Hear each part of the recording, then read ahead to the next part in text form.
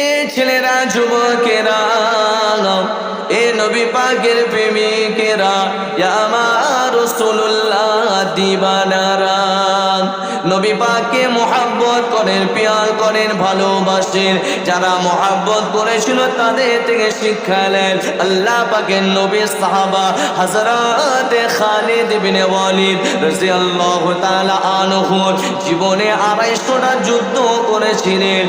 একটা যুদ্ধেও খালিদ ইবনে ওয়ালিদ হুজুরকে জীবনে কোনো কাফের হারাতে পারেনি। এই নওজওয়ানেরা, খালিদ ইবনে ওয়ালিদ হুজুর একটা যুদ্ধতে যে হেরে যাচ্ছিল, যেখানে ওনার এগনেস্টে 1 লাখ কাফের ছিল আর ওনার দলে ছিল 1000 মানুষ, 1000-এর সঙ্গে 1 লাখ কাফের। হুজুর আমার যুদ্ধের ময়দানে লড়াই শুরু করেছেন। খালিদ ইবনে ওয়ালিদের দলের মানুষেরা, আল্লাহ নবী সাহাবারা হেরে যাচ্ছেন, একে একে লাশ খানা পড়তে লেগেছে। খালিদ ইবনে ওয়ালিদ হুজুর ওই লাশটা দেখে মনটা খারাপ হয়ে গেল। কি ব্যাপার, আমি কেন হেরে যাচ্ছি? মাথাতে উনি কোনো কাজ আনতে পারছেন না, মাথা টেনশন পড়ে গেছে। কি ব্যাপার, আমি হেরে যাচ্ছি কেন? আমার কাছে কি এমন হারিয়ে গেছে? খালিদ ইবনে ওয়ালিদ দেখতে পেলেন আমার একটা টুপি, রাসূলুল্লাহ যে টুপিটা খালিদ ইবনে ওয়ালিদকে দিয়েছিলেন, যেই টুপিতে নবী পাকের 2টো চুল মুবারক মুদা আছে। আমার নবী পাক সাল্লাল্লাহু আলাইহি ওয়াসাল্লাম বলেছিলেন, ইয়া আমার খালিদ, যখনই তুমি লড়াইয়ের ময়দানে যাবে এই টুপিটা তুমি মাথায় দেবে, দুনিয়ার কোনো মানুষ তোমাকে হারাতে পারবে না। এ ছেলেরা, যুবকেরা, খালিদ ইবনে ওয়ালিদ হুজুর ওই দিনেতে টুপিটা মাথায় দিতে ভুলে গেছে। তখন মাথাটায় দেখছেন আমার টুপিটা তো সেই টুপি আনা হয়নি, তাহলে আমার কি হবে? চিন্তায় পড়ে গেলেন। আমার রাসূলুল্লাহ মদিনা শরীফ থেকে বসে বসে তিনি স্বপ্ন দেখাতে লাগলেন। এ হযরত আবু উবাইদা, আল্লাহ নবীর এক সাহাবা ছিল যার নাম হলো আবু উবাইদা রাদিয়াল্লাহু তাআলা আনহু।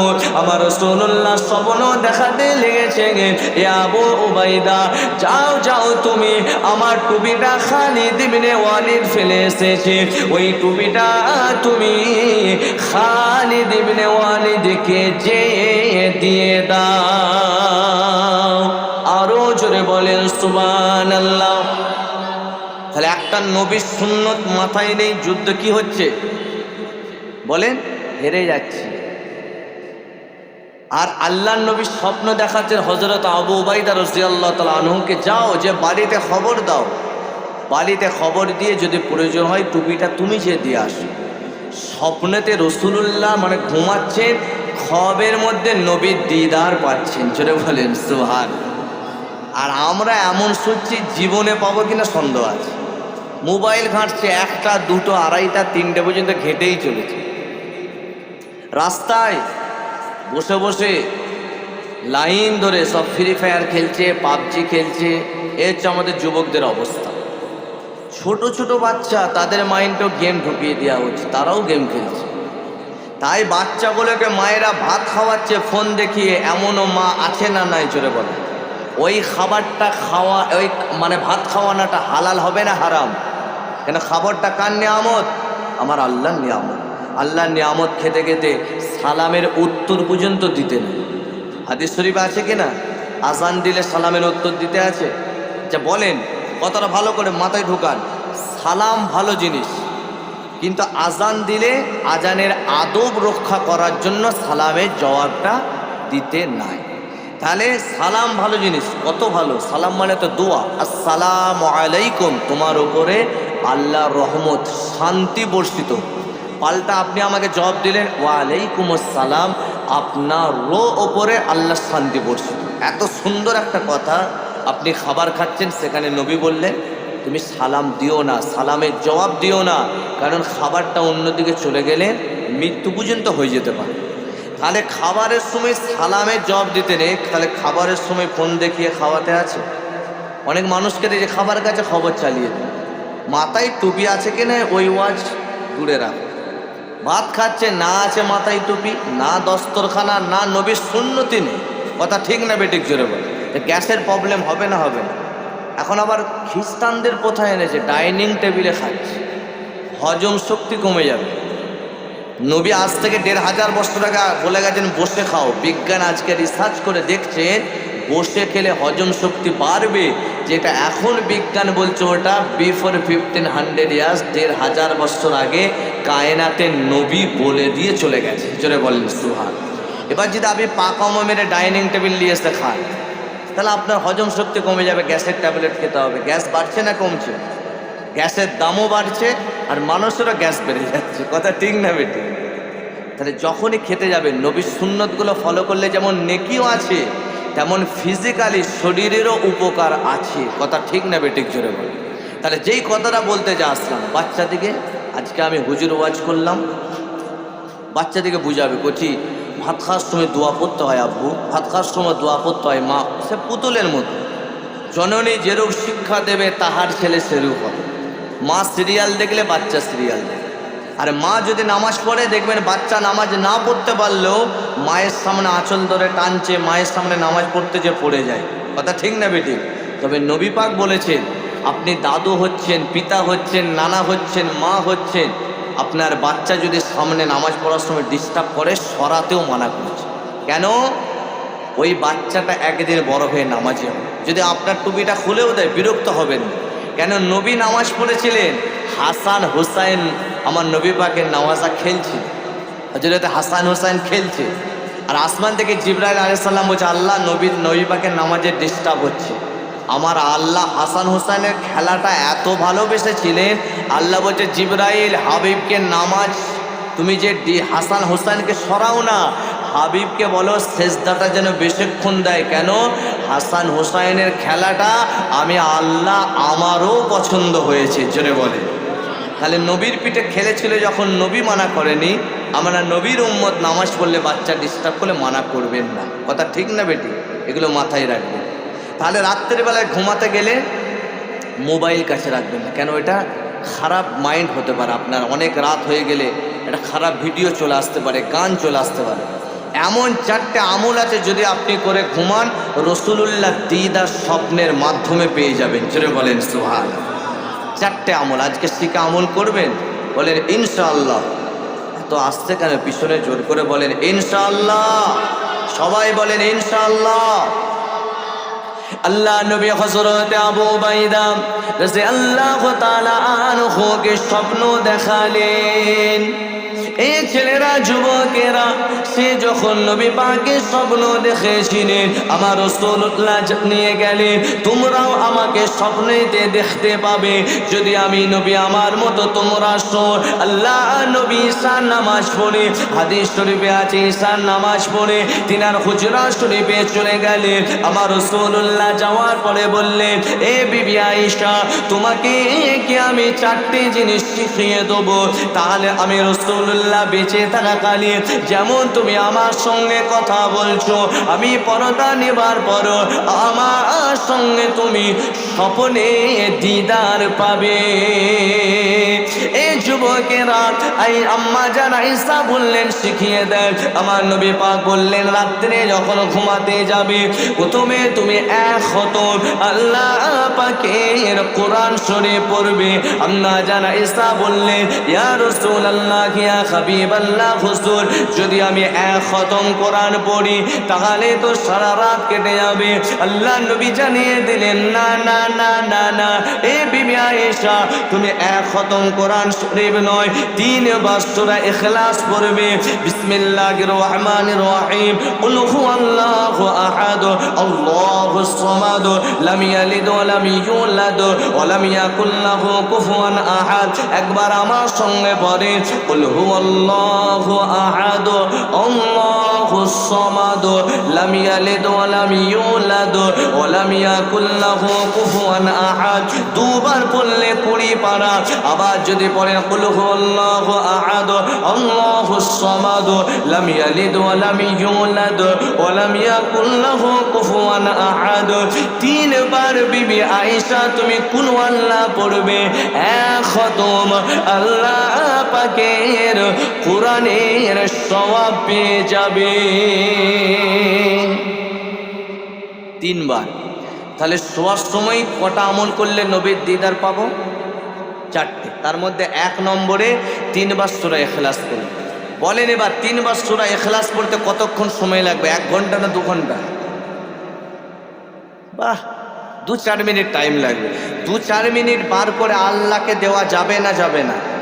সবাই বলেন যাবে না যাবে না? যে আল্লাহ চোখ দিয়েছে, হাত দিয়েছে, মাথা দিয়েছে, পেট দিয়েছে, পা দিয়েছে, উনি চাইলে একটা নাও দিতে পারতো। আপনি আমি কিছু করতে পারতাম? জোরে বলেন। আল্লাহ যদি ইচ্ছা না হতো একটা হাত দিত, একটা দিত না। এমনও অনেক মানুষকে আল্লাহ বানাই না। আল্লাহর ইচ্ছা হলে চোখ দিতে অন্ধ করে রাখতো, পারতেন কি পারতেন না? তো মালিক আমাদেরকে মাথা দিত, পাগল করে দিত, দুনিয়া বুঝতে পারতাম। আল্লাহর দরবারে শুকরিয়া স্বরূপ 2 রাকাত নামাজ কখনো পড়েছেন? ডাক্তার যদি বলে ঘুমের ট্যাবলেটটা খেতেই হবে, সকালে গ্যাসের ট্যাবলেট খেতেই হবে, প্রেশারের ট্যাবলেট খেতেই হবে, বাই টু বাই টাইম টু টাইম খাচ্ছে। আর যে আল্লাহ আপনাকে বডিটা দিল, যে আল্লাহ ডাক্তারকে বানিয়েছে, আল্লাহ আপনাকেই বানিয়েছে, একবার শুকরিয়ার নামাজ পড়েছেন? আল্লাহ আপনি আমাকে সুস্থ রেখেছেন। যদি শুকরিয়া আদায় করেন, লা ইন শাকারতুম লা আযীদান্নাকুম ওয়া লা ইন কাফারতুম ইন্না আযাবি লাশাদীদ, যদি 2 রাকাত নামাজ পড়বেন, আল্লাহ আপনি আমাকে কত সুস্থ রেখেছে। কত কোটি কোটি টাকাওয়ালা মানুষ রাত্রে ঘুমাতে গেলে মাসে 20,000 টাকার ঘুমের ট্যাবলেট খেতে হয়। কথা শুনছেন? কোটি কোটি টাকা আছে, 4 ঘন্টা 5 ঘন্টা ঘুমাবে, টেনশন, ঘুমের ট্যাবলেট না খেলে ঘুম হয় না। বলেন তার পয়সা তাকে সুখ দিতে পারলো? আরামে এসি রুমে শুয়ে আছে, তথাপিও ঘুম আসছে না। আর আপনি আমি গরিব, ডাল ভাত খেয়ে যে শুয়ে পড়বো, ফজর পড়বো, বিনা টেনশনে দেখবেন আরামসে আল্লাহ ফজর পর্যন্ত ঘুম দিয়ে দেবে। ফুটপাতে দেখেন না, কলকাতায় টলির ওপরে সারা রাত কাটিয়ে দিচ্ছে, ঝড় হচ্ছে, পানি হচ্ছে, নাক ডেকে ঘুমাচ্ছে। আর কোটিপতি এসি রুমে গদিতে শুয়ে আছে, তারপরে ঘুমাচ্ছে না, টেবিলে ঘুমের ট্যাবলেট রাখা আছে। তাহলে শান্তি টাকাতে নেই, শান্তি দেবেন একজন, তিনি কে? শুকরিয়া আদায় করবেন কার? বলেন আলহামদুলিল্লাহ। যদি পারেন আল্লাহর দরবারে 2 রাকাত করে নামাজ পড়বেন, সুস্থ থাকবে, আল্লাহ খুশি হবে। তাহলে ঘুমালে 4টে আমল করে নবীর দিদার পর। 1 নম্বর 3 বার সূরা ইখলাস। আর মাঝে মাঝে পড়বেন, আব্বা চলে গেছে, মা চলে গেছে, কত হুজুর নিয়ে আসবে, কত টাকা হুজুরকে দেবে? হুজুর নিয়ে আসতে হবে, হুজুরে ওয়াজ শুনবেন, আমল করবেন। তো আপনি ডেলি তো আনতে পারবেন না, নবী শিখিয়ে গেলেন, তুমি যখন নামাজ পড়তে যাও প্রত্যেক দিন তুমি নিজে ইসালে সওয়াব করো। আপনার দায়িত্ব আছে না আপনার আব্বা মায়ের জন্য ইসালে সওয়াব করার? নিজে থেকে কত হুজুর নিয়ে আসবে? আপনি নিজে 3 বার সূরা ইখলাস পড়ে নামাজ পড়িয়ে দোয়া চান, আল্লাহ আমার আব্বাটা চলে গেছে, মাটা চলে গেছে, আমি বাড়িতে ভালো খাচ্ছি, জানি না কবরে কি অবস্থায় আছে। মা বোনেন আপনারাও শোনেন, আপনি 3 বার পড়ে সূরা ইখলাস পড়ে আল্লাহর দরবারে দোয়া চাইলেন, 1 খতম নিজের সন্তানের কোরআনের সওয়াব আল্লাহ তার আব্বা মায়ের কবরে ফারিস্তার মাধ্যমে পৌঁছে দেবেন। যেটা বলেন, যখন আব্বা কবরে আপনার সব যাবে, বাপটা কবরে খুশি হবে না? হবে হবে। শুতে গেলে 4টে আমলে 1 নম্বর বললাম, 3টে ব্যাপারে আসছি। কমিটি ভাই একটু পানি পান করো, মুহাব্বতে দুরূদ শরীফ। আল্লাহুম্মা সাল্লি আলা সাইয়্যিদিনা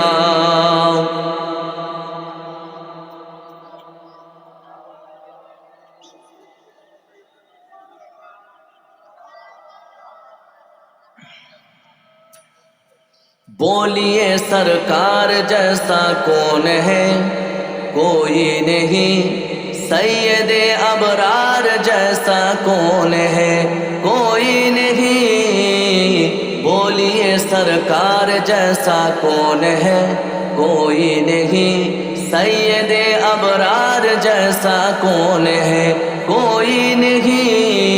জোরে বলেন না সুবহানাল্লাহ। আমার রাসূলুল্লাহর মতো কেউ আছে? রসুলের মতো কেউ আছে? দ্বিতীয় কেউ নাই। ওটাই কবি বলছেন গজলে, बोलिए सरकार जैसा कौन है, कोई नहीं, सैयदे अबरार जैसा कौन है, कोई नहीं, रोशनी को नैन में है आप से, रोशनी को नैन में है आप से, आपके अनवार जैसा कौन है, कोई नहीं, आपके अनवार जैसा कौन है, कोई नहीं, बोलिए सरकार जैसा कौन है, कोई नहीं, सैयदे अबरार जैसा कौन है, कोई नहीं। नूर से अपने बनाया वो जैसे, नूर से अपने बनाया वो जैसे।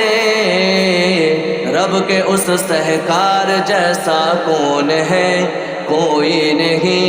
रब के उस सहकार जैसा कौन है, कोई नहीं। बोलिए सरकार जैसा कौन है, कोई नहीं।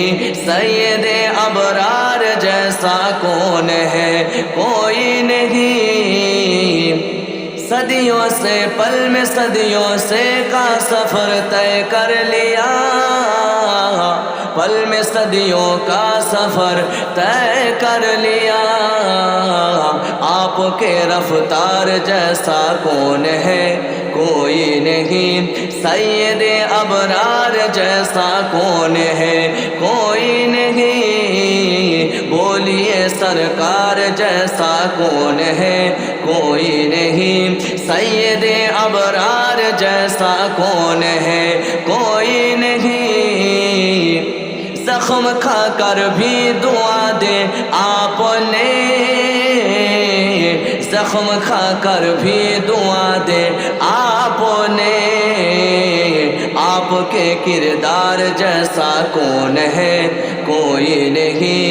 सैयदे अबरार जैसा कौन है, कोई नहीं। बोलिए सरकार जैसा कौन है, कोई नहीं। सैयदे अबरार जैसा कौन है, कोई नहीं। अल्लाहुम्मा सल्ले अला सय्यदिना।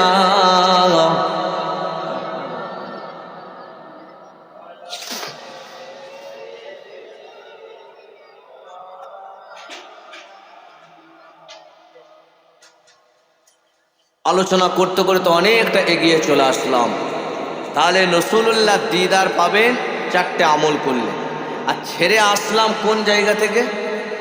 যে যুদ্ধে হেরে যাচ্ছিলেন, শুধু কি মাথায় ছিল না, তো হ্যাঁ লাইনে আসতে হবে তো নাকি? যেখানটায় ধরেছে সেখানটা আসতে হবে না, হবে না। দ্বিতীয় নম্বর, শোবার সময় পড়বেন সুবহানাল্লাহি ওয়ালহামদুলিল্লাহি ওয়া লা ইলাহা ইল্লাল্লাহু আল্লাহু আকবার। একবার পড়বেন 1 মিনিট টাইম, কি সব পাবে জানেন? দুটো কবুলিয়াত হজ, একটা উমরা হজ আর একটা ফরজ হজ। দুটো হজের সওয়াব আল্লাহ ওই দোয়াটা পড়লে সঙ্গে সঙ্গে আপনাকে দান করবে। জোরে বলেন সুবহান। আর 3 নম্বরে আল্লাহুম্মা সাল্লি আলা মুহাম্মদ ওয়া আলা জামিইল আমবিয়া ওয়াল মুরসালিন। আর 4 নম্বরে বলবেন রব্বিগফিরলি ওয়া লিওয়ালিদাইয়া ওয়া লিল মুমিনিনা ইয়াওমা ইয়াকুমুল হিসাব। আজকে এই ডেটেতে আপনি এই কথাটা আমি আপনাকে শোনালাম। যদি আপনি শোবার সময় এই আমলটা করে ঘুমাতে পারেন, যেই নবীর ওয়াজ মোবাইলের ইউটিউবে শুনে, যেই নবীর ওয়াজ বক্তার মুখে শুনে, সেই রসুলুল্লাহকে আপনি স্বপ্নের মাধ্যমে আল্লাহ নবীর দিদারটা আল্লাহ পাক নসিব করে দেবেন। জোরে বলেন সুবহানাল্লাহ। তো হযরত আবু উবাইদা বাড়িতে গেলেন। যাওয়ার পরে খালিদ ইবনে ওয়ালিদ রাদিয়াল্লাহু তাআলা আনহু তিনার বাড়িতে ঠোকা দিলেন। স্ত্রী পর্দার সঙ্গে আসলেন, ওনার স্ত্রীটা পর্দার সঙ্গে আসলেন, দেখা দিলেন না, খালি আওয়াজ দিলেন কে? বললেন আমি আবু উবাইদা এসেছি, আপনার স্বামী যুদ্ধে হেরে যাচ্ছে। তো ওনার স্ত্রীর এত কনফিডেন্স ছিল যে আমার স্বামী যে যুদ্ধেতে যাবে জীবনে কোনোদিন হারবে না। তো ওনার স্ত্রী বললেন কেন হেরে যাচ্ছে? তখন ওনার স্ত্রী বাড়িটা দেখলেন, যেই টুপিটা পরে উনি যুদ্ধে যায় ওই টুপিটা বাড়িতে ভুলে গেছে। টুপির মধ্যে কি আছে? ওই টুপির মধ্যেই তো জিতার রহস্য লুকিয়ে আছে। রসুলুল্লাহ দুটো চুল মোবারক ওই টুপির ভিতরে সেলাই করা আছে। আর নবী বলেছিলেন খালিদ ইবনে ওয়ালিদ তুমি টুপিটা মাথায় দিলে জীবনে কোনোদিন যুদ্ধে হারবে না। জোরে বলেন সুবহান। কি নবী আমরা পেলাম, যে রসুলুল্লাহর উপর দরুদ পড়ে একটা বাচ্চা মেয়ে কুয়াতে থুতু ফেলেছিল, আল্লাহ পাক সেই শুকনো কুয়া থেকে পানি বার করে দিয়েছে, নবীর দরুদ পড়েছিল বলে। আল্লাহ এমন নবী দান করে, যেই নবী আসাতে সমস্ত, যখন আম্মা জান আমিনার গর্ভে ছিলেন সব নবীরা খুশির সংবাদ দিয়েছেন, আমিনা আপনি ধন্য, আপনার গর্ভে আল্লাহ কায়নাতের নবীকে পাঠিয়ে দিয়েছেন। জোরে বলেন সুবহান। যখন নবী দিবসের মাহফিলে বসেছেন, ওই টুপির ব্যাপারটাই আসছে, একটুখানি নবী পাকের আশাটা কেমন ছিল শোনেন। আমরা মায়ের গর্ভেতে থাকি, মায়েরা কতটা কষ্ট পায়। মা ভালো করে খেতে পারেন না, মা আমার ঘুমাতে পারেন না। যখন বাচ্চা লড়াচড়া করে রাতে পর রাত মা ঘুমাতে পারেন না। এই ছেলেরা, যুবকেরা এই যে ঈদে মিলাদুন নবীর মাহফিলে বসেছে, আমার রাসূলুল্লাহর আম্মা জান বলছেন, মা আমিনা রাদিয়াল্লাহু তাআলা আনহা বলছেন, আমার শিশু নবী যখন গর্ভে এসেছে, আমি দুপুর বেলা একদিন ঘুমিয়ে গেলাম। ওই দুপুর বেলাতে হঠাৎ করে আমি দেখতে পেয়ে গেলাম একটা সুন্দর যুবক ছেলে আমার বাড়ির ভিতরে প্রবেশ করেছে। আমি বলতে লাগলাম, যুবক তুমি কে?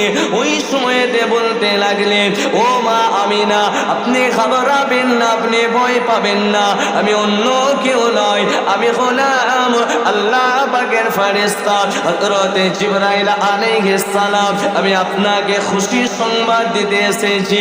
আপনার গর্ভে যে বাচ্চাটা আল্লাহ পাক পাঠিয়েছেন, ওটা কোনো সাধারণ বাচ্চা নয়। ওমা আরসালনাকা ইল্লা রাহমাতাল লিল আলামিন। আল্লাহ পাক রাহমাতাল লিল আলামিন নবীকে আপনার গর্ভে পাঠিয়েছেন। এই ছেলেরা, যুবকেরা, আবার জিবরাইল আলাইহিস সালাম চলে গেলেন। আম্মা জান আমিনা রাতে ঘুমিয়ে গেলেন। হযরত ঈসা নবী রূহুল্লাহ স্বপ্নে এসেছেন। মা আমিনা স্বপ্ন দেখছেন। ঈসা নবী বলছেন, ও মা আমিনা, আপনি হলেন ধন্য, ধন্য, ধন্য, কেননা আপনার গর্ভে যে বাচ্চা এসেছে ওটা কোনো সাধারণ বাচ্চা নয়। আল্লাহ পাক আখেরি জামানার নবীকে আপনার গর্ভে পাঠিয়েছে। আবার আমিনা ঘুমিয়ে গেলেন। ইব্রাহিম নবী খলিলুল্লাহ স্বপ্নে আসলেন, ও মা আমিনা, আপনি হলেন ধন্য, ধন্য, ধন্য, কেননা আপনার গর্ভে যে বাচ্চা এসেছে, যে বাচ্চার কথা তাওরাত শরীফে লেখা আছে, যেই বাচ্চার কথা ইনজিল শরীফে লেখা আছে, যেই বাচ্চা থেকে জাবুর শরীফে আছে, ওই বাচ্চাকে আল্লাহ পাক আপনার গর্ভে পাঠিয়েছে। এই ছেলেরা, যুবকেরা, মুরব্বিয়ানেরা, আমার রাসূলুল্লাহ মা জান আমিনার গর্ভে আছে। একটা নবী পয়গম্বরদের স্বপ্ন দেখছেন। আবার সে আমিনা ঘুমিয়ে গেলেন। আমার রাসূলুল্লাহ যখন দুনিয়া জমিনে আসবেন, আসার কিছুক্ষণ আগে, আসার কয়েক আগের রাতে দুজন সুন্দরী রমণী চলে আসলেন। আসার পর আম্মা জান আমিনাকে স্বপ্ন আসার পরে আম্মা জান আমিনা বলতে লাগলেন, কে মা তোমরা কারা? এত সুন্দর তো মহিলা আমি কখনো দেখিনি। ওই সময় দুটো জান্নাতি হুর বলেছিলেন, ও মা আমিনা, আপনি হলেন ধন্য, ধন্য, ধন্য, আমরা কোনো দুনিয়া সাধারণ নারী নয়, আমরা হলাম জান্নাতি হুর। আপনার গর্ভে যে বাচ্চাটা আসবে ওটা শুধু আপনাদের নবী নয়, আমরা হলাম জান্নাতি হুর। আমাদের নবী আসবে বলে আল্লাহ পাক খিদমত করার জন্য পাঠিয়েছে। আরো জোরে বলে সুবহানাল্লাহ, নারে তাকবীর। আম্মা জান আমিনার গর্ভে আছে। আমাদের মায়েদের যখন পেটটা বড় হয়, মায়েরা কত কষ্ট পায়। আম্মা জান আমিনা বলছে, আমার পেট বড় হয়নি, আমার পেট যেমন তেমনই ছিল, কিন্তু আম্মা জান আমিনা যখন থুতু ফেলে দিতেন, আমার রাসূলুল্লাহ যখন পেটে ছিল। আজকে সমাজে এক প্রকার মানুষ আছে, নবী আর আমরা এক বলে দেয়। না না না না না, কুল ইন্নামা আনা বাশারুম মিসলুকুম। এই আয়াতটা বলে, হে নবী তুমি জানিয়ে দাও, ইন্নামা আনা বাশারুম মিসলুকুম, আমাদের মতো মানে হলো স্ট্রাকচারের দিক দিয়ে এক। রাসূলুল্লাহ চোখ মোবারক ছিল, আমাদেরও চোখ আছে। রাসূলুল্লাহর হাত মোবারক ছিল, আমাদেরও হাত মোবারক আছে। এই বডির স্ট্রাকচারের দিক দিয়ে এক, কিন্তু নবী আর আমরা কেউ যদি এক বলে দেয়, আল্লাহ পাক জীবনের আমলগুলোকে বরবাদ করে দেবে। তাহলে আমরা মায়ের গর্ভে ছিলাম, আম্মা জান আমিনাও নবীর নবী পাক আম্মা জান আমিনার গর্ভে এসেছে। দুটো গর্ভ, আসমান আর জমিনের ডিফারেন্স আছে। আম্মা জান আমিনা যখন থুতু ফেলে দিতেন এত খুশবু বার হতো। মক্কার জমিনের নারীরা আম্মা জান আমিনার শাশুড়িকে বলতো, তোমার বৌমা কি এমন আতর মাখে এত সুন্দর খুশবু বার হয় যে আমরা সুন্দর লাগে, ওই আতরটার নামটা একটু জিজ্ঞাসা করবে। আম্মা জান আমিনাকে তিনার শাশুড়ি মা বলছে, মা বৌমা তুমি কি এমন আতর মাখো যে তোমার আতরের খুশবুটা মক্কা জমিনে চর্চা চলছে। আম্মা জান আমিনা বলতে লেগেছে, আমি কোনো আতর মাখিনি, যখন থেকে শিশু নবী এসেছেন আল্লাহ পাক ওই নবীর বাচ্চার বরকতে আমার থুতু থেকে জান্নাতি মিশকে আম্বারের খুশবু বার করে দিয়েছে। যেই নবী আসাদে জিবরাইল আলাইহিস সালাম স্বপ্ন দেখাচ্ছে যে নবী আসাদে জান্নাতে হোর আসছেন, সেই নবী এখন 12ই রবিউল আউয়াল শুবে সাদিকে আসলেন।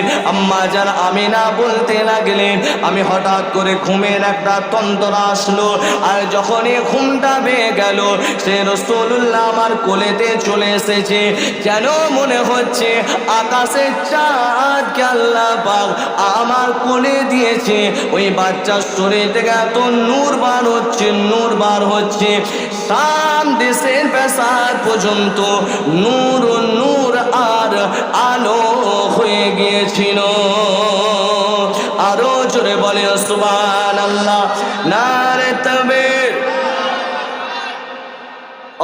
নবী এসেছেন এই মাসে, যেই নবী আসাতে থুতু ফেললে খুশবু, সেই নবী যদি আশিক হতে পারেন, প্রত্যেক শুক্রবার আসরের নামাজের পরে রাসূলুল্লাহর উম্মতের রিপোর্ট নবীর দরবারে যায়। এই শুনছেন কথা, শুনছেন? আপনারও রিপোর্ট যায় আর আমারও রিপোর্ট যায়। ফারিস্তা যে বলে, ইয়া রাসূলুল্লাহ, ইয়া হাবিবাল্লাহ, আপনার উম্মত সারা সপ্তাহে একদিনও দরুদ শরীফ পড়েন। বলেন নবীর মনটা খারাপ হবে না? হবে না? হবে না? হবে না? আপনি একটা কোম্পানিতে কাজ করেন, যদি বারবার আপনি অ্যাবসেন্ট করেন, কাজে ভালো করে না যান, কোম্পানি বেজার হবে না? হবে না? সপ্তাহে একটা হিসেব আছে। কোম্পানি বলে, তুমি তো ভাই কাজেই আসতে চাও না, একদিন দেখবেন আপনাকে বাড়ি করে দেবে। তাই নবীর উম্মাত প্রত্যেক শুক্রবারে আসরের নামাজের পর আমাদের রিপোর্ট যায়। আমরা জলসা হলে দরুদ শরীফ পড়ি, মিলাদ হলে দরুদ শরীফ পড়ি, আর দরুদ পড়া ভুলেই গেছি।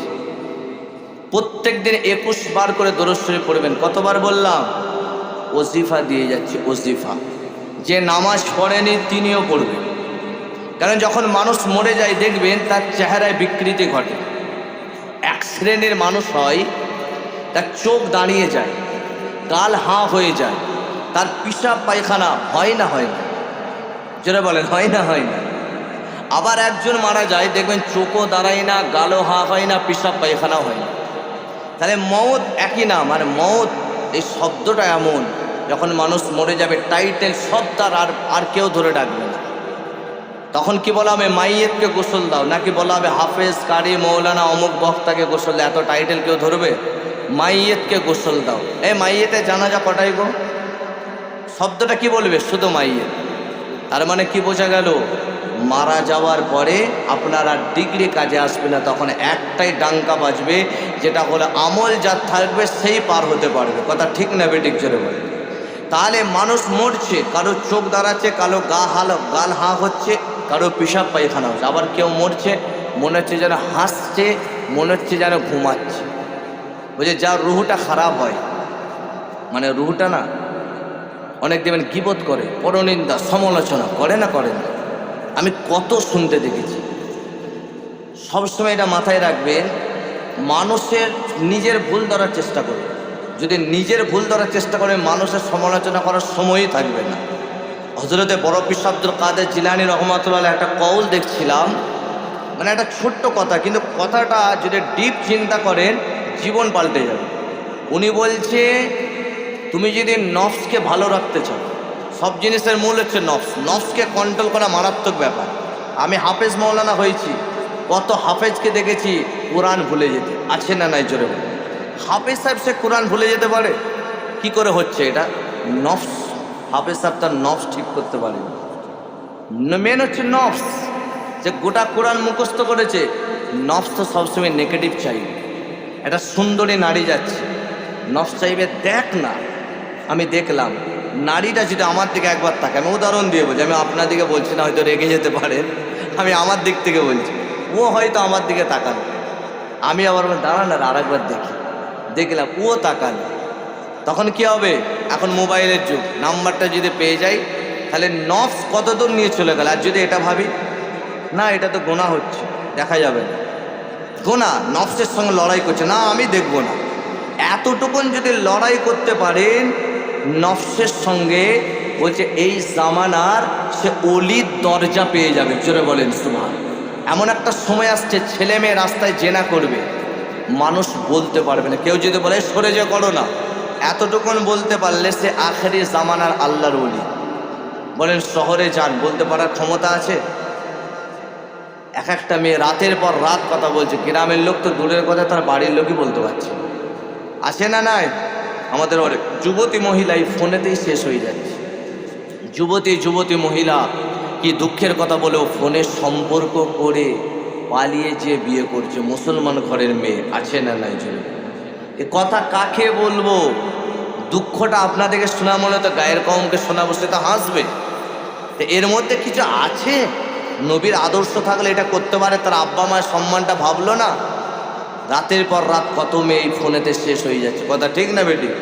মেয়ে যতই কাঁদুক, মেয়ে যদি যুবতী হয়ে যায় কখনো ফোন দেবেন না, ফোন সরিয়ে নেন, তাতে আপনার সঙ্গে ঝগড়া হয়ে যায়, এখানে ঝগড়া হবে, আল্লাহর কাছে আপনি প্রিয় হয়ে যাবেন। যাই হোক, কথাই কথা চলে আসলো, যাতে রুহটা খারাপ হয় তার চোখ দাঁড়ায় গাল হা হয়ে যায়। ওই যে একটা কাঁটা গাছে যদি কাপড়কে ছুঁড়ে দেয়, ওই কাপড়টাকে টানলে যেমন ছচ্ছর করে ছিঁড়ে আসে, যখন একটা রুহ খারাপ মানুষকে, যখন তার জানকে কবজ করা হয়, তখন নাড়ি ভুঁড়ি তার কলজে ফ্যাপসা করে ছিঁড়ে আসে। ওই জন্য সে তাকিয়ে রয়ে যায়, গাল ঘাম ছুটে যায়, গাল হাঁ হয়ে যায়। তো এমন একটা কোরআন শরীফের সূরা আছে, যদি আপনি তেলাওয়াত করতে পারেন, চোখও দাঁড়াবে না, গালও হা হবে না, জাকানদানির কষ্ট পাবেন। জাকানদানি কষ্ট খাতারনাক। সেটা কি? কোরআন শরীফের সূরাতুল মুলক 29 পারা প্রথম সূরা। ঈশান নামাজ পড়ে রাত্রি শোয়া পর্যন্ত পড়ে নেবেন। জীবনে কোনোদিন আপনার মৌতের সময়, জীবনে বলছি মৌতের সময়, আপনার জাকানদানির কষ্ট থেকে আল্লাহ পাক হেফাজত করবেন। জোরে বলেন সুবহানাল্লাহ। করবেন তো বলেন ইনশাআল্লাহ। এত আস্তে, তার মানে হুজুর যা বলছো বলো বলো, আর কিছুক্ষণ আছো বলে দিয়ে টাকা নিয়ে পালাও দেখি, বস বড় বড় জ্ঞান দিচ্ছি নাকি? না না না, আমি ছোটোখাটো আলেম, কি জ্ঞান দেবো? আপনারা আমার থেকে কত আল্লাহর ওলিদের ওয়াজ শুনেছে, কথা ঠিক না বেটি? আমাকে আল্লাহ পাক যেটুকুন জ্ঞান দিয়েছে বোঝাবার চেষ্টা করছি, আপনি বুঝলে আপনার ভালো। তাহলে নবীর দরুদ প্রত্যেক শুক্রবারে রিপোর্ট যায়, যদি প্রত্যেক শুক্রবারে যায় যে তাতার চোখে অমুক পাড়ায় আপনার গোনাগার উম্মাতানে একবারও দরুদ পড়েন, রাসূলুল্লাহর মনটা খারাপ। আর আজকে জলসা শুনে আপনি বাড়ি গেলেন, ভাইজান তো বলে গেলেন, আপনি যদি বেনামাজিও হন ঈমান আছে, নামাজকে অস্বীকার করলে কাফের। নামাজ যিনি পড়ছেন তার ঈমানের দরজা অনেক ওপরে, অনেক তবকায় আছে। যে নামাজ পড়েননি, অস্বীকার করেনি, তার ঈমান আছে কমজোর ঈমান, কথা বোঝা গেল? তাহলে আপনি দরুদ পড়বেন, যে ভাইজান বলে গেল সত্যি তো, আমি সারাদিনে একবারই পড়ি না, যখন শুক্রবারে রিপোর্ট যাবে ইয়া রাসূলুল্লাহ তাতার চোখে অমুক গুনাহগার বান্দা উম্মাতানি আপনার প্রতি দরুদ পড়েছে, নবী খুশি হয়ে বলেন ইন্না আউলান নাস বিআকতারহুম আলাইয়া সালাওয়াত, হাসরের ময়দানে আমার রাসূলুল্লাহ তার জন্য শাফাআত করাটা ওয়াজিব হয়ে যায়। জোরে বলেন সুবহানাল্লাহ। নবীর শাফাআত পেতে চান? আমি তো পেতে চাই, আপনারা পেতে চান তো? কে কে পেতে চান হাত তোলেন, সবাই হাত তুলেন। হাত নামাবেন না, মুরব্বী চাইলেন একটু হাত তুলেন নবীর ইশকে, মাশাআল্লাহ হাত নামান। বিয়াদবি নিলেন নাকি? হাত তুলতে বললাম, নবীর কথা আসলো। তাহলে সবাই যে নবীর শাফাআত পেতে গেলে নবী যেটা বলেছে শুনতে হবে। সারাদিনে 21 বার না, একবারও পড়তে পারবেন? গোসল করে হলেও আল্লাহুম্মা সাল্লি আলা সাইয়্যিদিনা মাওলানা মুহাম্মদ ওয়া আলা আলি সাইয়্যিদিনা মাওলানা মুহাম্মদ। একটা বাচ্চা মেয়ে খেলছে আর একটা বুজুর্গ মানুষ সফর করে যাচ্ছে, নবীর দরুদ পড়লে কি পাওয়ার আছে বোঝাতে চাইছে। একজন বুজুর্গ মানুষ বাগদাদের জমিনে তিনি বড় আলেম ছিলেন। ওই বুজুর্গ মানুষটা সফরে যাচ্ছেন, যেমন আমি এখানে জলসা করতে আসলাম, এখানে আমি গাড়ি করে আসলাম। আগেকার জামানায় কোনো গাড়ি ছিল না, এই মুরব্বীরা বলতে পারবে। তখন মানুষ গরুর গাড়ি করে যাতায়াত করতো, কথা ঠিক না বেঠিক জোরে বলেন? এই ছেলেরা যুবকেরা ওই মুরব্বী মানুষটা হেঁটে হেঁটে যাচ্ছে, যেতে যেতে একটা জঙ্গল পড়ে গেল। ওই জঙ্গলে যাওয়ার পরে মুরব্বীটা আসরের সময় হয়ে গেল, একটু ওখানে উজু করবে বলে পানি খুঁজছেন, পানি পাচ্ছেন না। কুয়া দেখতে পেলেন, দোলও নাই রশ্মিও নাই, কিভাবে তিনি পানিটা তুলবেন? বুজুর্গ মানুষটা টেনশন করেছেন, চিন্তা করেছেন। ওই সময় এতে একটা বাচ্চা মেয়ে ছুটে ছুটে আসলো, আসসালামু আলাইকুম চাচান, আপনি এখানে কি খুঁজছেন বলেন? ওই সময় মুরব্বীটা বলল, মা তোমার হালকা বয়স, যাও খেলো। তখন ওই বাচ্চাটা বলল, চাচা যান, আমার এখানে বাড়ি, যদি আপনার কোনো জিনিসের প্রয়োজন হয় আপনি আমাকে বলেন, আমার বাড়িতে যদি থাকে আমি আপনাকে এনে দেবো। ওই সময় মুরব্বীটা বলল, মা এক লোটা পানি আনো, আমি উজু করব। এই ছেলেরা যুবকেরা নবী দরুদের বরকত দেখেন, লোটা পানি উনি আনলেন না। তখন উনি মুখেতে বিলবিল করে পড়ে ওই কুয়াটাই থুতোটা ফেলে দিল। ওই বাচ্চা মেয়ে থুতোর বরকতে শুকনো কুয়া থেকে আল্লাহ পাক পানি বার করে দিলে। তো মুরব্বীটাকে বলছে, চা জান এবার আপনি উজু করেন। মুরব্বীটা বলছে, কচি আমি উজু পরে করব, তুই আগে বল তুই কি এমন পড়লি রে বাবা, তোর থুতুতে পানি বেরিয়ে গেল। তখন ওই বাচ্চাটা বলছে যে আপনার নাম তো বাগদাদে অনেক শুনেছি, আপনার নামটা বাগদাদে অনেক শুনেছি, আপনি অনেক বড় আলেম, কিন্তু আপনার কই আলেমের সঙ্গে কাজ করে দেখতে পেলাম না তো। এরম হচ্ছে দুই প্রকার, আলে ইলম ইলমানে, ওটাই আসে সময় কটা সেই হিসাবে আলোচনাটা করছি, সময়টা বন্ধ। আচ্ছা, ইলম হচ্ছে দুই প্রকার, আল ইলমু ইলমানে, আল ইলমু যাহিরুন ওয়াল ইলমু বাতিন। একটা জাহিরি ইলম মাদ্রাসায় শিক্ষা পাওয়া যায়, বুঝে আসছে, আর একটা বাতিনি ইলম ওটা হাক্কানি ওলির দরবারে গেলে পাওয়া যায়। ওলিয়া উলিয়ার সোহবাতে বসা লাগবে না, লাগবে না? জানে দোয়াটা লাগবে না, লাগবে না? আল্লাহর ওলির দোয়া যার লেগে যাবে, নসিবটা আল্লাহ চমকে দেবেন, জোরে বলেন সুবহান। পিননগরের হুজুর কেবলা নাম শুনেছেন? পিননগরের হুজুর, আমি যখন ছোট ছিলাম আমার আব্বাজান নিয়ে যেতেন, তো হুজুর কেবলা দোয়া করতেন, ঠিক আছে আমি দোয়া করছি, আল্লাহ বড় আলেম করবেন। উনি দোয়া করেছিলেন, তার দোয়ার পাওয়ারে আল্লাহ এই জায়গায় এনে বসে দিয়েছে। আল্লাহর ওলিদের দোয়া একটা আছে না নাই? তো দ্বিতীয় হচ্ছে অল ইলমু বাতিনুন, মারেফাতের এলেমটা দরকার আছে, যা থাকবে ওই মারেফাতের এলেম, সে নবী চিনিয়ে দিবে, নবীকে দেখতে পেয়ে যাবে, জোরে বলেন সুবহান। মুহাব্বতে দরুদ শরীফ আল্লাহুম্মা। ভাই শোনান, একটু চা এনে দিতে পারবেন? এটা লাল চা, ঠিক আছে এনে দিন। আলোচনায় বেজার হচ্ছেন না তো? আচ্ছা দেখি সকলে তকবীর দেন, নারে তাকবীর, নারে তাকবীর। মাশাআল্লাহ মাশাআল্লাহ, চার্জ ভালোই আছে, মোবাইলের চার্জটাও মোটামুটি ঠিকঠাকই আছে। তো ওই বাচ্চা মেয়েটা বলছে, চাচা যান আমি এমন কিছু বলি না, আমার মা শিখিয়েছে। মুসিবতে বললেন নবীর দরুদ পড়ুন, তা আপনি মুসিবতে আছেন, আমি সে মদিনাওয়ালা দরুদ শরীফ পড়েছি, মদিনাওয়ালা নবীর দরুদের বরকতে আল্লাহ পানি বার করে দিয়েছে, জোরে বলেন সুবহান। তাহলে আমরা এখানে দরুদ পড়লেন নবী চিনতে পারবে না, পারবে না মদিনা শরীফ থেকে? জোরে বলেন পারবে না, পারবে না? এ ওয়েস করে উনি জীবনে নবীকে দেখেছে? দেখেছে বলে, নবী তার জন্য জুব্বা পাঠিয়েছিলেন, জুব্বা মুবারক পাঠিয়েছেন। তখন ফোন ছিল? জোরে বলেন ফোন ছিল যে ফোনে কথা হয়ে যাবে? তখন কি ভিডিও কল ছিল? কোনো ফোন ছিল না। ফোনের তেজ কতক্ষণ?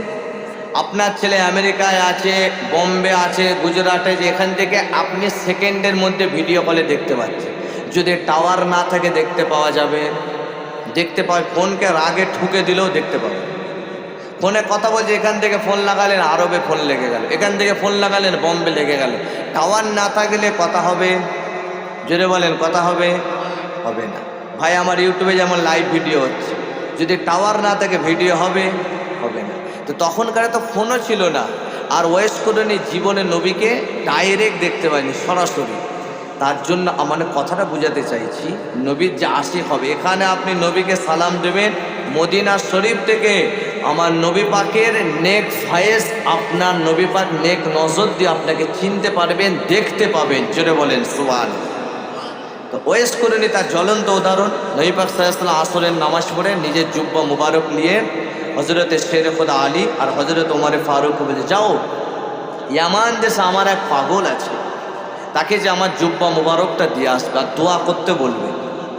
তো হযরত ওমর ফারুক আর হযরতে শেরে খোদা আলী দুজনে আছেন। ওমর ফারুক রাদিয়াল্লাহু তাআলা আনহু হুজুর বলছেন যে আমরা আপনার কাছে সারা জীবন থাকলাম, আপনি কই আমাদেরকে কিছু দিলেন না, আর যে আপনার সঙ্গে দেখা করতে পারলো না তার জন্য জুব্বা আপনি বলছে দিয়ে আসতেন, ইয়ামান দেশ যেতে হবে। নবী বলছেন এর উত্তরটা, তুমি যে প্রশ্নটা ছুঁড়ে দিলে উত্তরটা আমি দেবো না, আমার পাগল ওয়েস করে নিয়ে উত্তরটা দেবে, আমার যে পাগল ওয়েস করে নিয়ে উত্তরটা দেবে। তো যাচ্ছে নবীর হুকুম নিয়ে চলে গেলেন ইয়ামান দেশে। নবী পাক কিছু আলামত বললেন, যার গায়ে ফুলের দাগ থাকবে, তার চেহারাটা এমন হবে, তার বাড়ি হবে কার, তার দেশের নাম হবে ইয়ামান, সেই জন্য বলা হয় ওয়েস পুরনি। পুরনি হচ্ছে ওনার গ্রামের নাম। তো হযরত ওমর ফারুক হুজুর চলে গেলেন, অনেক বড় ওয়াকিয়া, এটা সংক্ষেপ করে বলছি। ওখানে ওটা মনে রাখবেন, সেই টুপির জন্য যুদ্ধ হেরে যাচ্ছে, ওইটাকে রেখে দিয়ে এসেছি।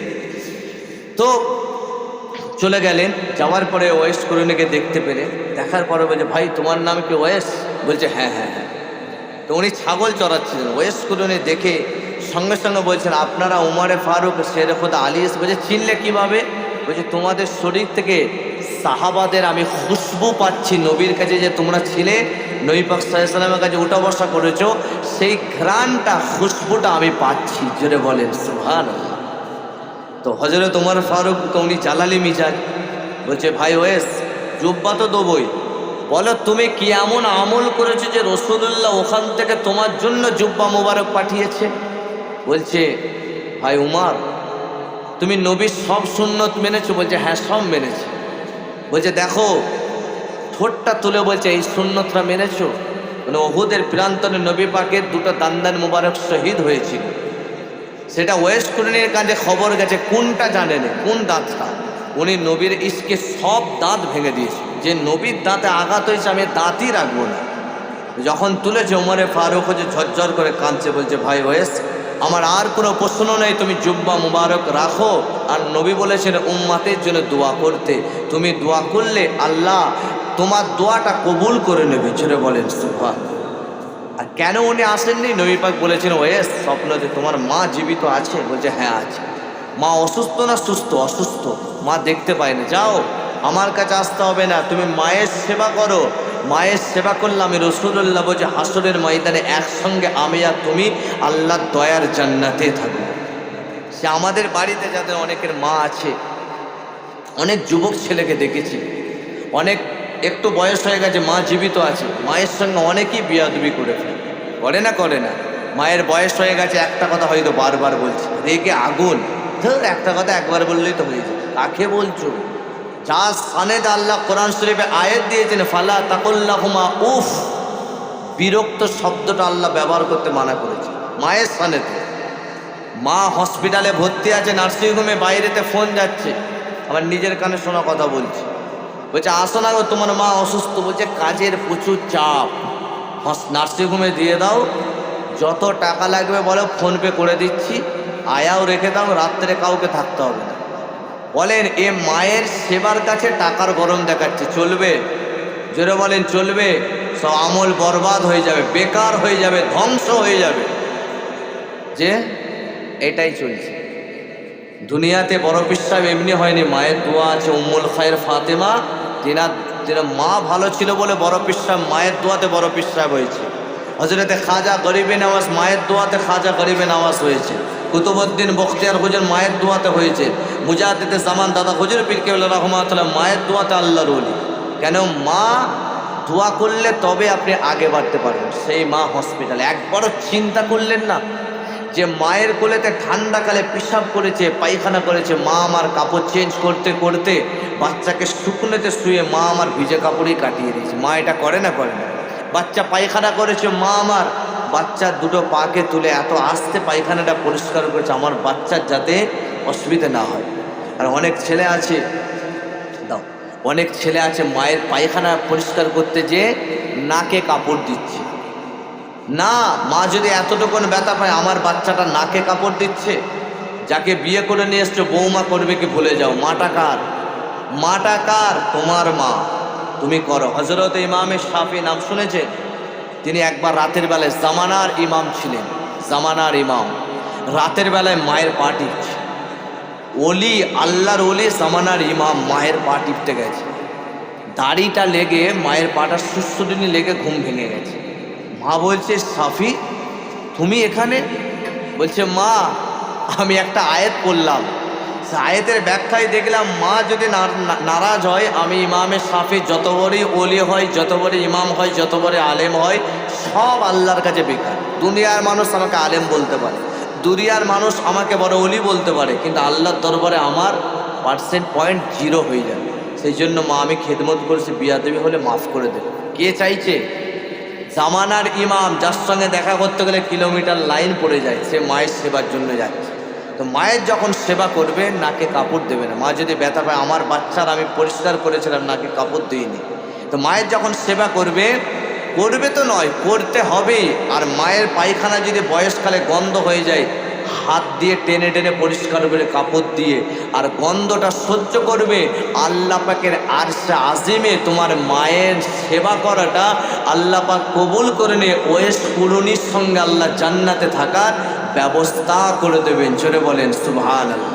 আসলে একটু চা খেতে পারি না, বলে যেতে হবে, অনেকক্ষণ ধরে বলছি, খেতে একটু হবে না? তাহলে আপনারা বসে থাকলে হবে না, একটু জিকির করেন কালিমা লা ইলাহা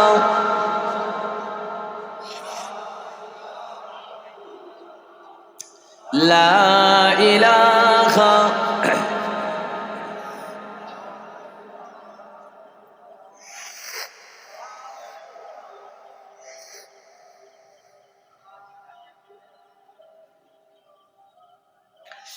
बातिल ने जब जाबो बदले घेते हैं बर, आया है तब ताबो मेरी जुबा पर। সকলে পড়ে নারায়ে তাকবীর, আল্লাহু আকবার, নারায়ে তাকবীর। प्यारे नबी ने जीना सिखाया, बाखुदा इंसान हमको बनाया। प्यारे नबी ने जीना सिखाया, बाखुदा इंसान हमको बनाया। पहनाया पहनाया अखलाक ईमान का जेवर। সকলে পড়ে নারায়ে তাকবীর, আল্লাহু আকবার, নারায়ে তাকবীর।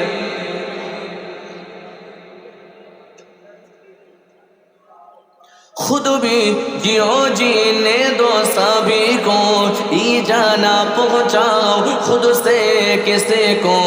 खुद भी जियो जीने दो सभी को, ई जाना पहुँचाओ खुद से किसी को।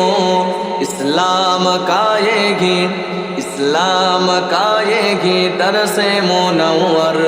नाराए तकबीर, अल्लाहु अकबर, नाराए तकबीर, अल्लाहु अकबर, नाराए तकबीर, अल्लाहु अकबर। सिद्दीक़ फारूक उस्मान हैदर, अस्हाब अजवाज सब्बीर सव्वर। सिद्दीक़ फारूक उस्मान हैदर, अस्हाब अजवाज सब्बीर सव्वर। इन सब का ऐसा है हम सब के ऊपर। नाराए तकबीर, अल्लाहु अकबर। माशाल्लाह पढ़े नाराए तकबीर।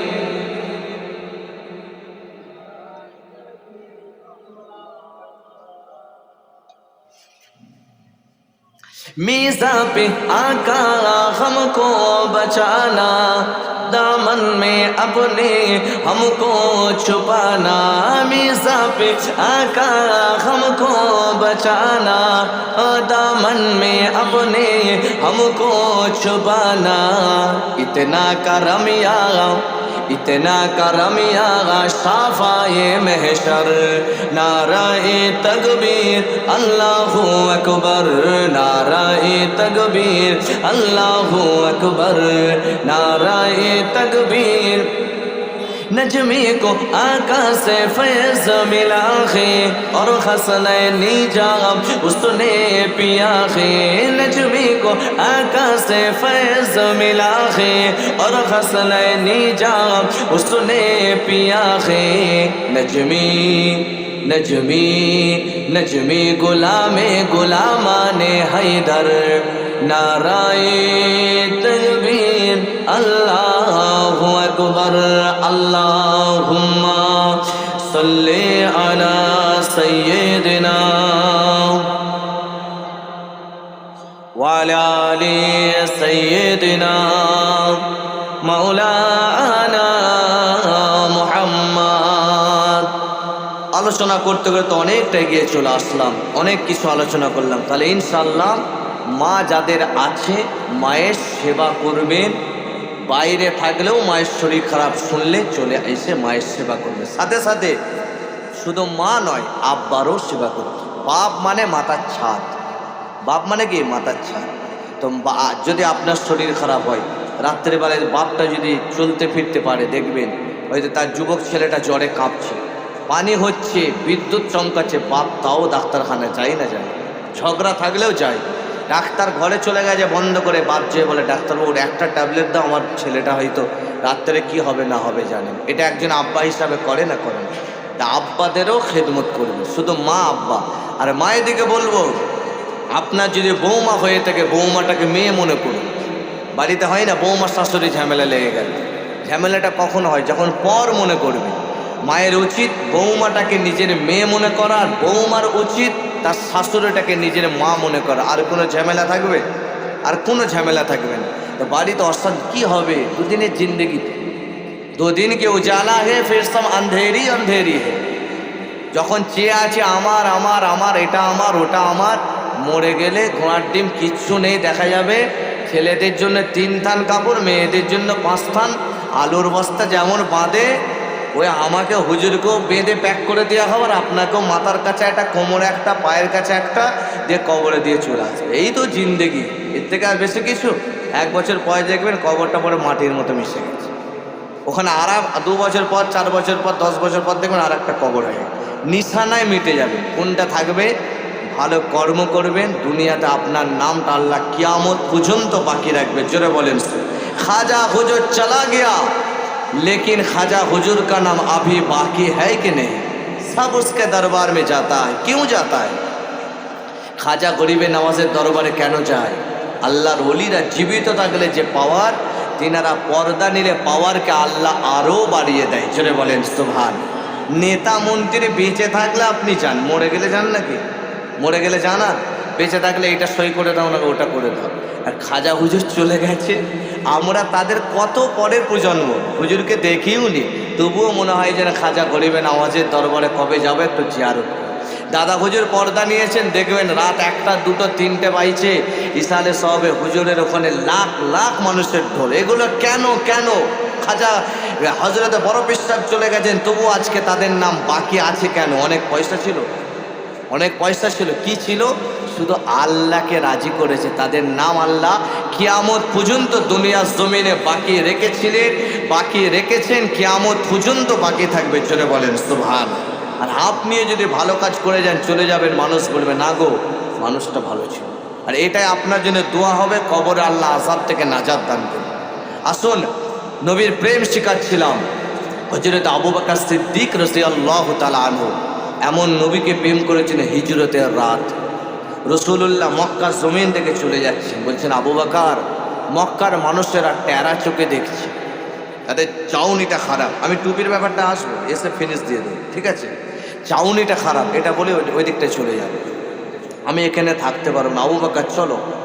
আমরা এখান থেকে হিজরত করে আল্লাহর হুকুম হয়েছে চলে যাব মদিনা শরীফ। রাতের বেলা হিজরত করতে করতে সকাল হয়ে গেছে। আবু বকর সিদ্দিক বলছে, ইয়া রাসূলুল্লাহ, কাফেররা খুঁজছে, হয়তো আপনাকে শহীদ করে দিতে পারে, আমাকে শহীদ করে দিতে পারে।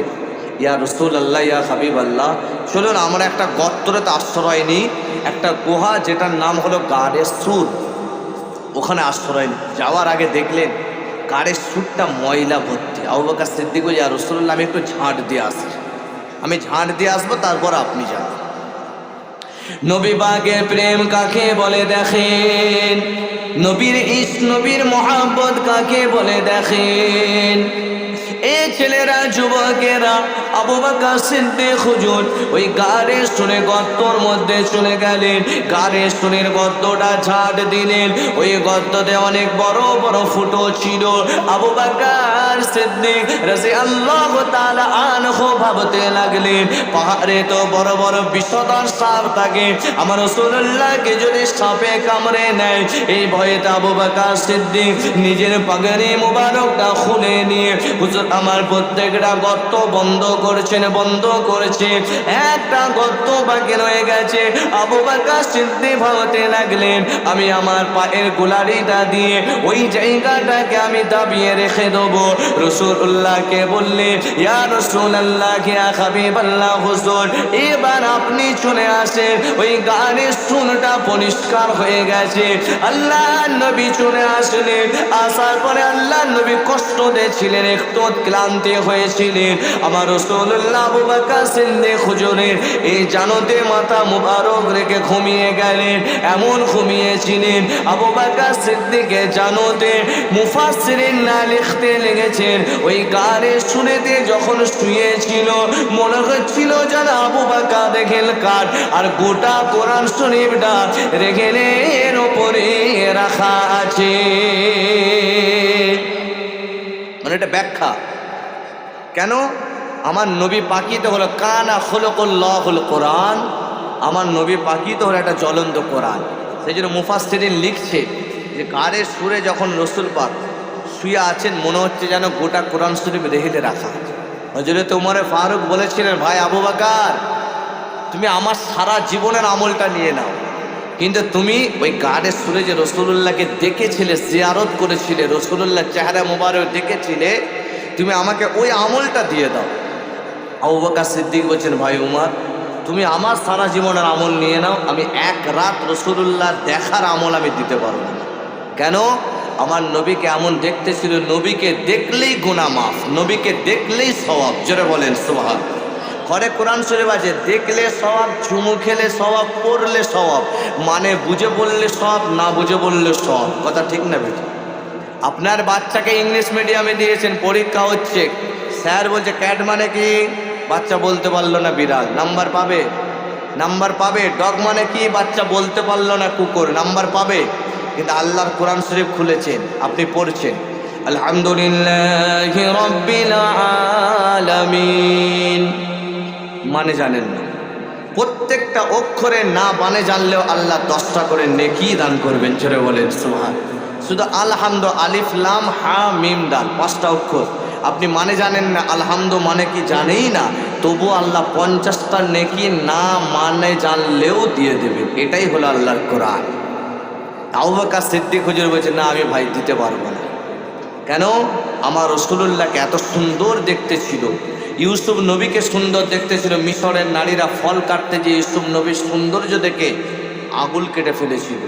আর আমার রাসূলুল্লাহকে যারা দেখতো, আগুল কেন, কলিজাটা জানটাও রসুলের কদমে হাজির করতে তারা রাজি হয়ে যেত। আজও নবীকে দেখেনি, কিন্তু নবীর অপমান হলে সহ্য করতে পারি, নবীর অপমান আমরা সহ্য করতে পারি না। নবীর জন্য কলিজাটা দিতেও আমরা রাজি আছি। মরবো তো নবীর জন্যই মরবো, বাঁচবো তো নবী পাকের জন্যই বাঁচবো। জোরে বলেন সুবহানাল্লাহ। যেমন সুবহানাল্লাহ বলেন, নবীর আদর্শ চেহারায় আনতে হবে তো। এক একটা ছেলে, হাদিস শরীফে আছে, মান তাশাব্বাহা বিকওমিন ফাহুয়া মিনহুম, যে যার স্টাইলে চলে, নবীর জন্য আমি বাঁচবো। সে লড়াই জিহাদ হলে তখন যাবে, আর এমনি যে বেঁচে আছে নবীর সুন্নতটা নিয়ে তো বাঁচতে হবে, তাই তো নাকি? আপনি একজনকে ভালোবাসেন, তার ডেফিনেশন কি? যাকে ভালোবাসেন তার কথা শুনতে হবে। তা নবীকে ভালোবাসেন, তার কথা শুনতে হবে না হবে না? তিনার এক একটা ছেলে আছে, নবী পাক সাল্লাল্লাহু আলাইহি ওয়াসাল্লাম হাদিস শরীফে বলেছেন, মান তাশাব্বাহা বিকওমিন ফাহুয়া মিনহুম। যে যার স্টাইলে চলবে তার সঙ্গে তার হাসন নাসর হবে। এক একটা ছেলে দেখে যে মাথার চুল কাটা গায়ের কওমের মতো, প্লেয়ারদের মতো, হিরোদের মতো। এখানে চুল নেই তো এখানে আছে, আছে না নাই? জোরে বলে। কালার করছে, কালার। সব টুপিগুলো আর খোলাবো না, খুললে সব ধরা পড়ে যাবে যাদের কাটা আছে, বুঝতে পেরে? তো সেইগুলো তার করা যায় না। জলসার মাহফিলে বেহুশ যদি করতে নেই, আস্তাগফিরুল্লাহ। ভাই তোমাদের মতো আমি যুবক হয়ে বলে যাচ্ছি, টুপি খুললে আয়নাতে দেখো না, নিজেই বুঝতো কার স্টাইল। ওই কোনো প্লেয়ার নালে নায়কে। নবীর হাদিস শুনো, মান তাসাব্বাহা, গ্যাজাখড়ি বলছি না, নবীর হাদিস, মান তাসাব্বাহা বিকওমিন ফাহুয়া মিনহুম। বাইরে থাকো, একটু হিন্দি জানো তো? जो जिसके स्टाइल पे चलेगा, जिसके साथ रिलेशन रखेगा, हशर का दिन उसी के साथ उसको उठाया जाएगा। যাকে ফলো করবে তার সঙ্গে উঠানো হবে। শাহরুখ খানকে ফলো করেছো, শাহরুখের সঙ্গে দাঁড় করানো হবে। বিরাট কোহলিকে ফলো করেছো, তার সঙ্গে দাঁড় করানো হবে। বুঝতে পারছেন? এক একটা ছেলে চুল লাল, সাইডে লাল, এখানটাই মানে পাখিতে পেতে দিলে যেমন সাদা কালার, সাদা কালারও করছে। মানে কত রকম, যত রকম ভেলকি চলেছে। কানে দুল, ছেলে ছেলে হয়ে কানে দুল করছে। হিজড়ে না ছেলে, আমার তো মাথায় আসে। হ্যাঁ, চাচাদেন ঠিকই বলছে, সোনার দাম কমে বেড়ে যাচ্ছে। আচ্ছা বলে, কোনো ছেলে যদি মেয়ে সাজে, ছেলে মানে কি মার্দ? আমরা কি মার্দ? আমরা কেন মেয়েদের স্টাইল নেব? ওরা আমাদের স্টাইল নিলে নিত, যদিও নেওয়া যাবে না। এই ছেলে হয়ে মেয়ে সাজে, হিজড়ের মতো কানে দুল পড়ে ঘুরছে। হিজড়ে বলছে বলে খারাপ পাবে, এটা কোনো স্টাইল মানায় না, এগুলো মানায় না। সব কাফেররা আমাদেরকে শেখাচ্ছে, বুঝতে পারছেন? এটা পাঞ্জাবিকে দেখেছেন, দাড়ি চাঁচে না রাখে? পাঞ্জাবি যুবক ছেলেরা চাঁচে না রাখে, তারা জান্নাতে যেতে পারবে না, তাদের ধর্মে আছে। কি বলছেন চাচা? কি বলছেন? হ্যাঁ, চাচা জোশে আছে। যাই হোক, মাশাআল্লাহ, দেখেছেন এই বয়সে কত এনার্জি লেভেল ফাস্ট আছে। হ্যাঁ, ঠিক বলেছি। তো মাশাআল্লাহ যুবকদেরও আছে, যুবকদের ওয়াজ চলছে তো, ওই জন্যে যুবকরা এখন বেশি এদিকে ঘাটানো যাবে না। তো যাই হোক, আর মিনিট 20 থাকবো। এখন টি-20 খেলা, টেস্টের মতো টুকালে হবে। আগে হুজুর কেবলারা আসতো, বাবারা এটা করো বাবা, ওটা করো বাবা, তাই সব শুনে মানত মুরব্বীরা, কত হুজুরদের ওয়াজ শুনে। এখন তো সব মাটির বাড়ি নেই, পাকার বাড়ি। দিলে অহংকার, তাকাব্বর, হিংসা। মাটির বাড়িতে পেরে পুঁততে গেলে হালকা এম করে দিয়ে ঠেলে দিলে একটা হাতুড়ি মারলে ঢুকে যাবে। পাকার বাড়িতে ঢুকবে, ডিল মেশিন নিয়ে ফুটো করতে হবে। ওই জন্য ওয়াজ এমন করো জানে তার ভিতরে ঢোকে। সব তো অহংকারে ভর্তি, অনেক কড়া করে ডোজ মারলে তবে ঢুকবে। কথা বুঝতে পারছেন? তো সেই জন্য বলছি, খবরদার এসব করো না। কেন? তুমি যদি একটা নায়কের স্টাইল ছিল হাসর ময়দানে, তার সঙ্গে তুলবে। ইসরায়েলরা তো ঠান্ডা ঘরে বসে প্ল্যান করেছে মুসলমানের বাচ্চাগুলোকে ওদের নবীর মতো ড্রেসটাই ওদেরকে পরানো বার করে দেবো, যাতে নবীর মতো ড্রেস না পরতে হবে। ওদেরকে ছিঁড়া প্যান্ট পরাবো, ওদেরকে ছিঁড়া স্কার্ট পরাবো, ওদের কানে দুল পরাবো, ওদের চুলগুলো উল্টো পাল্টা কাটাবো। বলেন আজকে আমাদের সমাজের ছেলেরা ছিঁড়া প্যান্ট পরে না? পরে না। কার স্টাইল? একটা ছিঁড়া প্যান্ট পরে যদি শরীরে একটা অংশ দেখানো যদি তোমার কাছে ফ্যাশন হতে পারে, তাহলে একটা খারাপ নেবেন না, একটা শিয়াল কুকুর গোটা গায়ে তো জামা দেয় না, সে তো আরও বেশি ফ্যাশন মারছে। কথা ঠিক না বেটি? না, সবসময় গর্ব করবো, আই প্রাউড প্রফেট মোহাম্মদ সাল্লাল্লাহু আলাইহি সাল্লামের উম্মত হিসাবে নিজেকে গর্বিত মনে করি। আমরা নবীর উম্মত, আমাদের স্টাইল, চলাফেরা, খাওয়া দাওয়া, উঠা বসা নবীর মতো হতে হবে। জোরে বলেন সুবহানাল্লাহ। ভাই এসে গেছে, সকলে তাকবীর দেন। নারে তাকবীর, নারে তাকবীর, নারে তাকবীর। সিলসিলায়ে হক ফুরফুরা শরীফ। ভাই আসছে না? ঠিক আছে, হুজুর এসে গেছে। তো যাই হোক, ইনি মহব্বতের ভাই বলে একই সমবয়স্ক। তাহলে ওই টুপির ঘটনাটা ভাই 2 মিনিট একটু বলে দিই। হ্যাঁ, ওই তো টুপিটা, নাহলে তো বলবেন বললো না। তো ওই টুপিটা মাথায় দিয়েছিলেন, যুদ্ধে হেরে যাচ্ছে। তো ওনার স্ত্রী বোরখা পরে ঘোড়া নিয়ে যাচ্ছেন টুপিটা দেবে বলে। সাহাবা হুজুরে বলছে আপনি যাবেন না? বলছে না, আপনি যাও, ও যে মেরে দিতে পারে। তার স্ত্রীও কত বাহাদুর দেখে, সোজা চলে গেলেন জিহাদের ময়দানে। যাওয়ার পরে খালিদ ইবনে ওয়ালিদ রাদিয়াল্লাহু তাআলা তিনার সামনে যে নাকাবটা তুলছে, তিনি দেখে তো অবাক, বলছে আপনার টুপিটা আপনি ফেলে রেখে এসেছিলেন বলে হেরে যাচ্ছেন, জলদি টুপিটা মাথায় দেন। ওই রসুল পাক সাল্লাল্লাহু আলাইহি ওয়াসাল্লামের দুটো চুল মুবারক ওই টুপিটা দেওয়া ছিল, যখনই মাথায় দিলেন আল্লাহ নবীর ওই সুন্নতটা, ওই চুল মুবারক বরকতি টুপিটা মাথায় দিতেই আবার সেই 1,00,000 কাফেরের বিরুদ্ধে লড়াই করে ইসলামের ঝান্ডাকে উঁচু করে আবার তিনি বিজয় এনে দিলেন। জোরে বলেন সুবহানাল্লাহ। এটা আর অনেক ব্যাখ্যা করে বললাম না, এখানে আলোচনা শেষ করলাম। ভাই এসে গেছেন, সকলে ওয়াজ নসিহত শুনবেন, মূল্যবান বক্তব্য আমি আপনাদের থেকে বিদায় নিলাম। দোয়া করবেন। আসসালামু আলাইকুম।